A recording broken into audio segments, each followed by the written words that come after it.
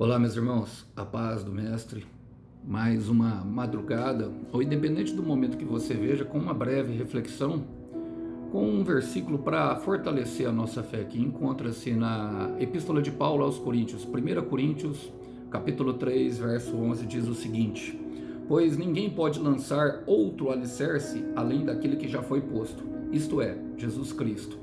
Irmãos, Paulo, como até mesmo o Senhor Jesus e todos os ministrantes da época ali antiga, gostavam de, justamente na hora de ensinar a palavra, aplicar realidades da época, como por exemplo construções. Os coríntios estavam bastante familiarizados com esse tipo de situação para poder entender aquilo que Paulo estava ensinando. Ele usa nesse mesmo tempo Deus como o Senhor da colheita, e como um construtor. E pensando nisso, eu quero aqui com vocês compartilhar três coisas que eu aprendo sobre esse versículo. Primeiro, ele fala assim, ó, vamos ler novamente: pois ninguém pode lançar outro alicerce além daquele que já foi posto, isto é, Jesus Cristo. Literalmente, nós lemos a palavra, irmãos, e entendemos que quando Deus vai fazer uma obra, Jesus Cristo é o nosso alicerce. Jesus Cristo, a palavra de Deus, Jesus Cristo é a palavra encarnada. A palavra de Deus será o nosso alicerce. Então não tem como nós, no meio do caminho, começarmos a construir com Deus e tentar lançar outra coisa que não seja a vida de Jesus Cristo. Jesus Cristo é o firme alicerce. Jesus Cristo, a palavra de Deus, será o sustento para a nossa vida. Vale lembrar que o alicerce, ele é aquele responsável por dar firmeza em toda a estrutura. Nós vemos, por exemplo, na Itália, a Torre de Pisa, um lugar turístico e bastante frequentado, e que os engenheiros e todos os arquitetos fazem uma grande operação para tentar manter aquela obra que já foi condenada, simplesmente por fazerem em um terreno arenoso e com alicerces que não sustêm a obra. Então ela vai se inclinando lentamente. É aquela torre que se inclina. Por ser bastante rentável e um lugar de bastante visita dos turistas, eles tentam mantê-la de pé, mas não vão conseguir por causa do alicerce. É o alicerce que sustenta a obra, é o alicerce que dá firmeza. A respeito dessas coisas, Jesus vai dizer para nós em Lucas 6 que aquele que ouve a palavra e pratica é como um homem que edifica a sua casa sobre a rocha.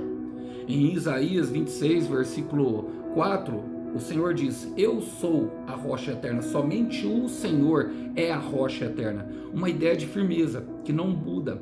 E com isso nós aprendemos justamente que aquele que ouve e pratica as palavras do Senhor, ele terá sustentabilidade, e a obra dele será eterna, será algo que durará para a vida toda. Mas aquele que não ouve e não pratica, quando vem o vento, vem as tempestades, ele não subsiste, ele é logo atirado, ou seja, a casa toda caia. Então essa é a primeira coisa que eu aprendo. Nós não podemos começar uma obra com Deus e depois lançar Jesus Cristo fora, lançar a palavra dele fora, tentar fazer algo fora da palavra numa obra que é de Deus. Não vai dar certo e o Senhor não vai aceitar. A segunda coisa é justamente sobre o alicerce, irmão, porque vemos vários tipos de edifícios, e aqui eu quero levar um pouco para o lado simbólico da coisa, porque quanto maior o edifício, maior precisa ser o alicerce. Eu usei aqui o exemplo da Torre de Pisa na Itália, mas nós temos viadutos, temos grandes prédios, e quanto maior, mais fundo precisa cavar. E talvez esse seja o motivo de tanto sufoco na sua vida. Talvez esse seja o motivo de tanta dor, porque o Senhor tem uma grande obra e Ele precisa firmar bem a palavra no seu coração, colocá-la bem fundo para que você aguente todas as pressões de todas as tempestades que virão. Quanto maior o alicerce, maior a obra. Agora, qual é a terceira coisa, irmãos? Que para aqueles que, independente se tem uma obra pequena ou grande ao olhar humano, porque toda obra para Deus é grande, será vista por todos quando estiver pronto. Então não desista agora. Quando o Senhor der os acabamentos final, quando o Senhor der tudo aquilo que precisa ser dado, todo o arremate, Ele vai trazer beleza à obra, Ele vai trazer algo que agregará valor. E lembre-se, é uma obra feita pela mão de Deus. Então, só disso já tem muito valor. Se você começou, não lance fora esse fundamento que é o Senhor Jesus Cristo.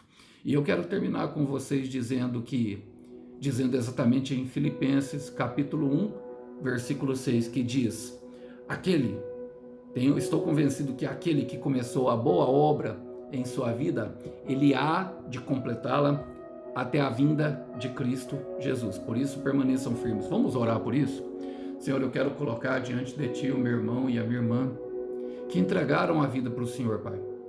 Estão reconstruindo ou então construindo no Senhor, e talvez devido à demora estejam pensando em desistir. Eu quero repreender agora todo espírito mal que tem provocado desistência, seja amarrado, seja acorrentado e lançado para bem longe dessa pessoa.